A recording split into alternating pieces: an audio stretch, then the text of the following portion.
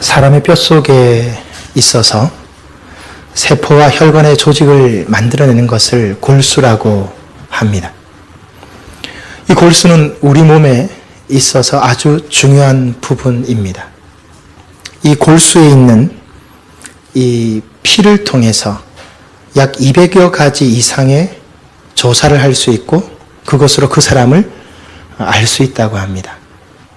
그 사람이 과거에 앓았던 병은 무엇인지, 지금 현재 앓고 있는 병은 무엇인지, 그리고 심지어는 자살 예측까지 할 수 있다고 합니다.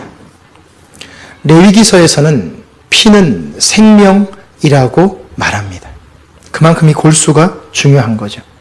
그래서 골수 안에, 이 피 안에 모든 정보가 들어있다라고 말하는 겁니다.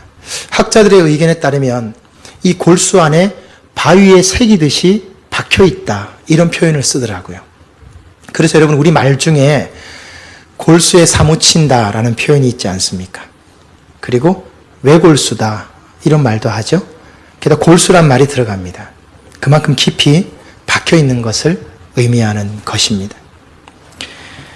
특별히 예수를 믿고 신앙생활을 한다는 것은 예수님의 그리스도의 보혈의 피가 내 속에 흐른다 하는 것을 의미하는 것입니다. 내 골수에 예수님의 피가 흐르는 거죠.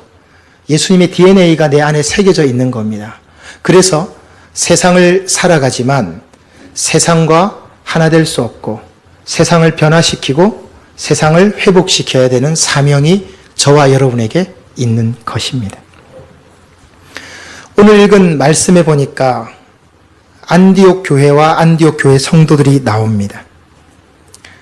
오늘 이 사람들이 바로 그런 사람들이었습니다. 왜냐하면 성경 전체를 통틀어서 처음으로 그리스도인이라는 호칭이 처음 나오고 바로 이들이 이곳에서 오늘날 우리가 사용하고 있는 크리스찬이라고 하는 말을 처음 들었기 때문입니다. 쉽게 말씀드리면 진짜 예수 믿는 사람, 이 뜻입니다. 26절 말씀해 보시면 비로소 그리스도인이라 일컬음을 받았다 라는 말씀이 나오죠. 바로 그겁니다. 이 사람들을 통해서 그리스도인이라는 말이 시작된 것입니다.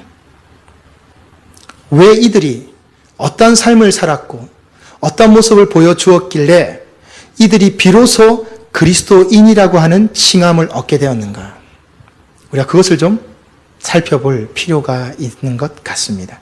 오늘 본문 말씀 20절과 21절의 말씀을 보시기 바랍니다. 20절과 21절 말씀에 보면 이방 지역 가운데 안디옥이라고 하는 지역에서 외국 사람들, 이방인들이 예수를 믿었다라고 하는 보고, 소문을 듣게 됩니다. 오늘 말씀에는 하나님의 구원 역사가 나타났다라고 보고가 되어 있지요. 이 안디옥이 어디냐면 지금의 터키입니다. 터키 밑으로 보면, 터키에서 남부 쪽으로 보면 시리아와 국경을 맞대고 있는 지역에 안디옥이 있습니다. 바로 이 지역에 예수 믿는 사람들이 나타났다라고 하는 보고를 본부 교회인 예루살렘 교회가 이 보고를 받게 됩니다. 그때 당시는 중심이 바로 예루살렘이었죠. 이 보고를 받은 예루살렘 교회는 그 사실을 확인하기 위해서 한 사람을 파송합니다. 그곳으로 사람을 보내는데 그 사람이 누구입니까? 바나바입니다. 바나바가 그곳으로 가서 어떤 일들이 벌어지고 있는지를 확인합니다. 그리고 23절의 말씀을 보십시오. 바나바가 그 모습을 보고 기뻐합니다. 그리고 주님과 함께 있으라고 권면해 줍니다. 쉽게 말하면 신앙생활 더 열심히 하라고 권면한 거죠. 그리고 그쪽으로 목회자로, 지도자로 파송을 받았습니다. 근데 여러분, 이 23절의 말씀을 보시면요, 바나바가 그 외국 사람들, 이방인들을 보고 아주 기뻐했다는 표현이 나옵니다. 신앙생활 하는 거 보고 기뻐했다는 말이죠. 근데 여러분, 당시에는요, 이스라엘 사람들은 이방인들을 짐승 취급했거든요. 지금도 그렇지 않습니까, 여러분? 지금도 중동 전쟁이 왜 안 끝납니까? 이스라엘 사람 한 명 죽으면요, 이스라엘 사람들은 중동 사람 수십 명 죽입니다. 용납하지 않습니다. 왜 그렇습니까? 시오니즘. 이 시온주의가 뿌리 있게 박혀있기 때문입니다. 이 시온주의가 이때부터 있었습니다. 무엇이냐면 나는 하나님의 선택받은 백성이고 너희들은 하나님의 선택받은 백성이 아니라는 거예요. 그래서 이때 당시만 해도 이스라엘 사람들은요, 다른 외국인들이나 이방인들을 짐승 취급했습니다. 그런데 이 바나바는요, 외국인들, 이 이방인들을 기꺼이 받아들였습니다. 그리고 기뻐했습니다. 그들을 권면했습니다. 피부색도 다르고 말하는 것도 다르고 생김새도 다르고 행동하는 것도 다른 이 이방인을 기쁨으로 받아들였다는 겁니다. 이런 바나바가 안디옥 교회의 지도자가 되는 것은 더 말할 필요가 없지요. 이것 때문에 저 사람 예수 믿는 사람이라 하는 그리스도인이란 소리를 듣게 된 겁니다. 편견 없는, 삐뚤어짐 없는, 선입견 없는 마음을 가진 이 바나바 때문에 안디옥 교회가 이방인 최초의 교회가 됩니다. 여러분 아시는 대로 나중에 이 교회가 얼마나 성장하냐면 예루살렘 교회가 약해졌을 때 이 안디옥 교회가, 이 이방인 교회가 예루살렘 교회를 해서 헌금을 보내줄 정도로 이 안디옥 교회가 아주 귀하게 성장합니다. 누구 때문입니까? 그리스도인이라 칭함받았던 바나바, 편견이 없고 선입견을 가지고 있지 않았던, 수용할 수 있었고 받아들일 수 있었던 한 사람의 그리스도인 때문에 이 안디옥 교회가 성장할 수 있었던 겁니다. 여러분, 사람은 밥만 먹고 사는 게 아니죠. 사람은 마음을 먹고 삽니다. 사랑도 먹고요, 미움도 먹고요, 칭찬도 먹고요, 비난도 먹고요, 기쁨도 먹고요, 슬픔도 먹고요. 다 먹어요. 그래서 먹는다고 그래요. 왜냐하면 먹은 게 그대로 내 몸의 효과로 나타나기 때문이죠. 그런데 밥 먹는 건 잘하는 것 같은데요, 대부분의 사람들이 이 마음 먹는 것 잘 못하는 것 같습니다. 이 마음 먹는 것이 잘못되어서 고통당하고 어려움당하고 힘들어집니다. 마음 먹는 것 중에 가장 중요한 것이 무엇이냐면, 마음을 잘 먹기 위해서 가장 중요한 것은 말을 고치는 겁니다. 내 입에서 불평과 불만과 원망과 저주와 시기와 욕심의 말을 거두는 겁니다. 의도적으로 통제하는 겁니다. 그러면 가능합니다. 불량식품을 먹은 것처럼 잘못 먹은 마음 때문에요, 내 몸이 병들고 마음이 병드는 겁니다. 그리스도인은 어떤 사람입니까? 그리스도인은 선한 마음을 먹는 사람입니다. 가능성을 보는 사람입니다. 수용 잘하는 사람입니다. 나하고 다르다고 배척하거나 멀리하지 않습니다. 작년이었던가요? 유엔에서 우리나라 정부의 공식으로 서한을 보냈죠? 그 서한의 내용이 무엇이었습니까? 대한민국은 특별히 이방인들에 대한 편견과 차별이 심하다. 그 속에 뭐가 있습니까? 백이민족. 이제 그 다양성을 인정하라고, 더 다양성을 인정해 주라고 유엔에서 우리나라로 정식으로 공문을 보낸 적이 있습니다. 왜 그럴까요? 우리나라 사람들이 지나치게 폐쇄적이라는 겁니다. 같은 민족은 어느 정도 수용을 하는데, 근데 사실은 같은 민족이라도 수용 안 하는 것 같아요, 제가 볼 때. 외국인들에 대한 편견과 선입견이 강하다는 거죠. 그거 고쳐야 한다. 이제 한국 사회는 더 이상 단일민족이 아니다. 다민족이다. 다문화사회다. 그걸 인정하고 더 개방하라. 정식으로 서한을 보낸 적이 있습니다. 여러분, 예수 믿는다는 것은요, 편협한 게 아니에요. 좁아지는 게 아니에요. 실력이 없으면 보수로 간다는 말이 있습니다. 내가 실력이 없으니까 내 가진 거라도 지키기 위해서 어떻게 됩니까? 보수적이 되는 거예요. 이 정치적인 걸 이야기하는 게 아닙니다. 삶을 이야기하는 겁니다. 패턴을 이야기하는 거예요. 내가 실력이 없으니까 내 것이라도 빼앗기기 싫어서 나타나는 현상이 뭡니까? 보수화되는 겁니다. 보수화. 개방하지 못해요. 수용도 못해요. 아무것도 못합니다. 그게 뭡니까? 실력이 없으니까 보수로 가는 거예요. 실력이 있는 사람은 그렇게 하지 않아요. 평생 마음문 닫고 자기 범위를, 자기 한계에 부딪혀서 그냥 그렇게 살다가 끝나는 사람 많습니다. 안 된다 하다가 정말 안 된 채로 끝나는 사람도 많이 있습니다. 내 뜻과 내 생각과 내 계획이 맞아야만 움직이는 사람은 내 쪽에서 보면 소통의 사람이지만 상대방이 볼 때는 불통의 사람입니다. 내 기준으로 더 이상 움직이려 하지 말아야 합니다. 그리스도인은 열려 있어야 됩니다. 나와 다르다고 거부하지 말아야 합니다. 다른 생각, 불신앙적인 생각을 가지고 있어도 교회 안에서 하세요. 괜찮습니다. 하나님이 안 믿어진다고요? 수용하십시오. 하나님을 대적한다고요? 수용하십시오. 괜찮습니다. 어차피 하나님 튼 안에 있습니다. 그거 수용 못하면서 어떻게 우리가 예수 믿는다고 할 수 있습니까? 기독교인들은 편협한 사람들이 아닙니다. 십자가는요, 모든 것을 수용한 그 상징입니다. 근데 오늘 너무 한국 기독교인들 너무나 편협합니다. 너무나 좁습니다. 다른 거 수용하려 하지 않습니다. 어떻게 만장일치가 나올 수 있겠습니까? 만장일치는 공산당에서 나오는 일이죠. 그리스도인들은 어떤 사람입니까? 수용하는 사람입니다. 나와 달라도 받아들일 수 있는 사람입니다. 받아들여주는 사람입니다. 그 사람이 비로소 그리스도인입니다. 본문 24절에 보면 이 바나바에 대한 평가가 나옵니다. 여러분 본문 24절을 보십시오. 제일 먼저 나오는 사람들의 평가가 무엇이었습니까? 착한 사람입니다. 좀 의외입니다. 그 다음에 무엇이 나옵니까? 성령과 믿음이 나옵니다. 여러분 잘못된 것 아닌가요? 믿음이 먼저 나와야 되는 것 아닌가요? 성령 충만함이 먼저 나와야 되는 것 아닙니까? 아닙니다. 그렇지 않다고 말합니다. 성경은 순서를 굉장히 중요하게 생각합니다. 바나바를 이야기할 때 제일 먼저 나왔던 것은 착한 성품입니다. 선한 마음입니다. 착한 성품을 가진 그 바나바 때문에 하나님께서 사람들을 붙여주셨고 그 많이 나온 사람들이 바나바의 믿음과 성령 충만함을 보고 예수를 믿게 된 것입니다. 이게 순서입니다. 이게 제대로 된 순서입니다. 안 믿는 사람들이 교회를 나온 것이 하나님 보고 나온 게 아니라 바나바 때문에 교회에 나왔다가 하나님을 보게 된 겁니다. 여러분, 안 믿는 사람들이 하나님 볼 수 있습니까? 하나님 보이지 않습니다. 그럼 무엇을 봅니까?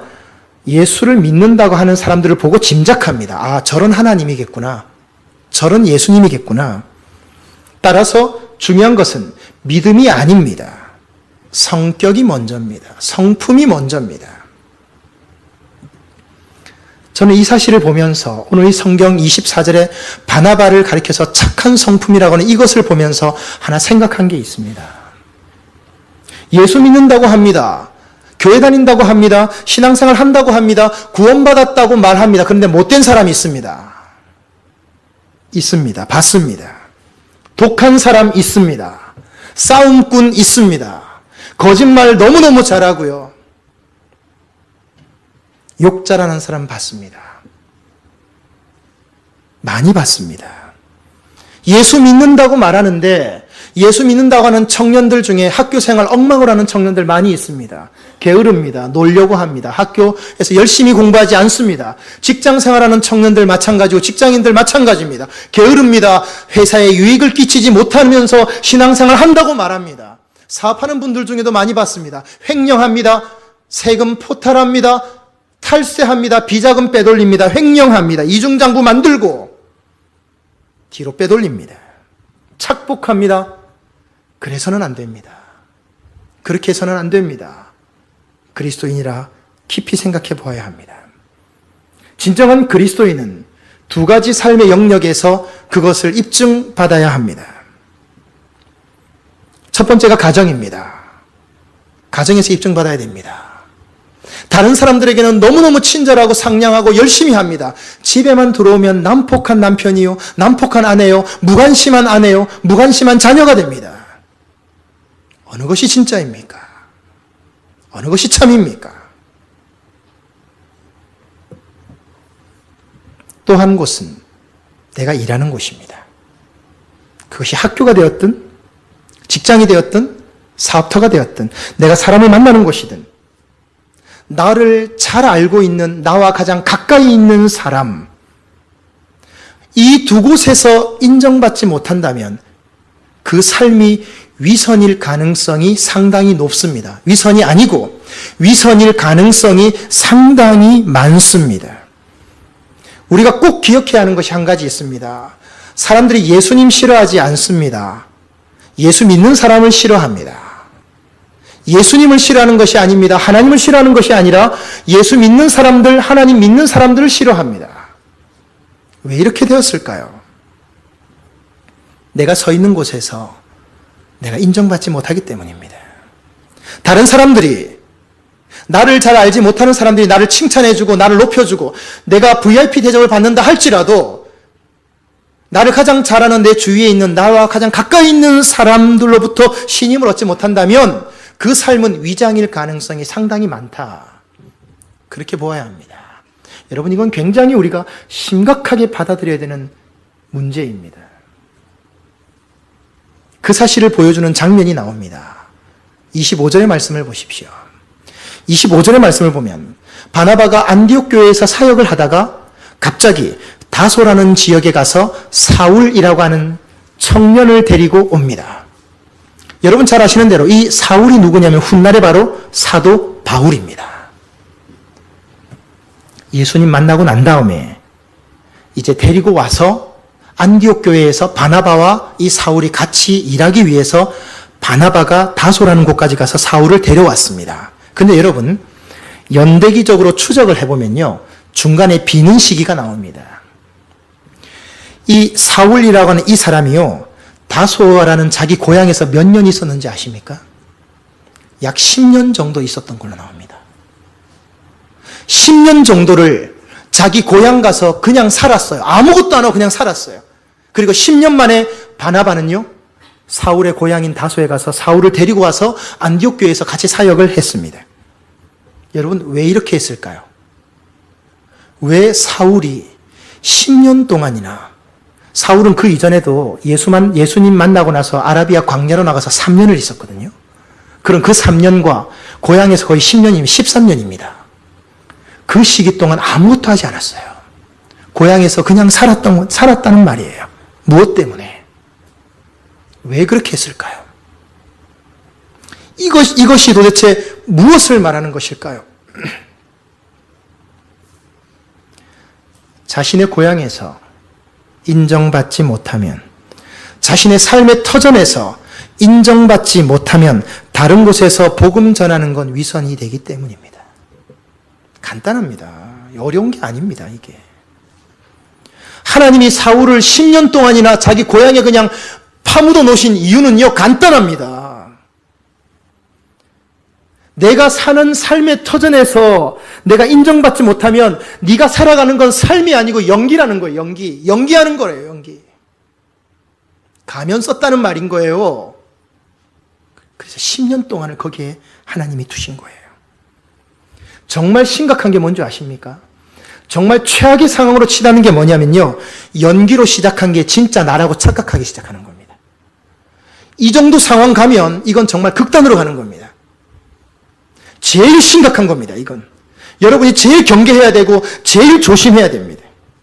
처음에는 겸손하게 내가 하나님의 은혜지, 내가 하나님의 은혜로 살았지 라고 고백하다가 점점 교만해져서 내가 대단한 것처럼, 내가 괜찮은 것처럼 보이기 시작하면 위선일 가능성이 상당히 많습니다.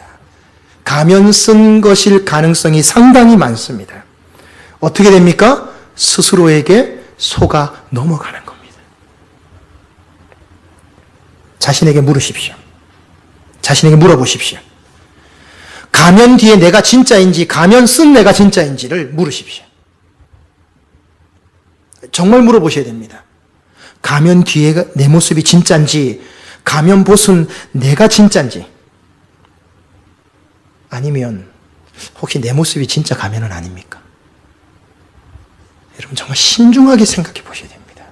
이거 간단한 문제가 아닙니다. 여러분 어떻게 생각하십니까? 착한 사람 되어야 합니다. 선한 사람 되어야 합니다. 그 다음에 성령과 믿음이 따라옵니다. 착하지 못한 성품 가운데 믿음이 들어가면 그 믿음은 반드시 다른 사람을 찌르고요, 다른 사람을 괴롭히고요, 다른 사람을 힘들게 하고요, 신앙이라는 이름으로 다른 영혼을 죽일 수도 있습니다. 그래서 여러분 특별히 지도자, 목회자, 신앙적인 지도자는요, 믿는 사람과 더불어 최우선의 덕목이 뭔지 아십니까? 좋은 실력 아닙니다. 뛰어난 테크닉도 아닙니다. 성품이 좋아야 됩니다. 쉽게 말씀드리면 착해야 됩니다. 악하면 안 됩니다. 독하면 안 됩니다. 사람 죽입니다. 영혼을 완전히 죽여버릴 수도 있기 때문에 정말로 신중하게 선택하고 생각해야 됩니다.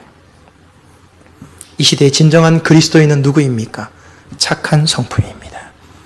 그 성품을 가지고 바나바와 사울이 안디옥 교회에서 사역을 합니다.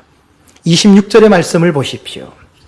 1년간 바나바와 사울이 안디옥 교회에서 사람들을 가르쳤습니다. 그랬더니 많은 무리가 생깁니다. 그리고 많은 사람들이 그 가르침을 받고 제자가 되었습니다. 이 모습을 본 주위의 다른 사람들이 당신들은 그리스도인이다 라고 해준 겁니다.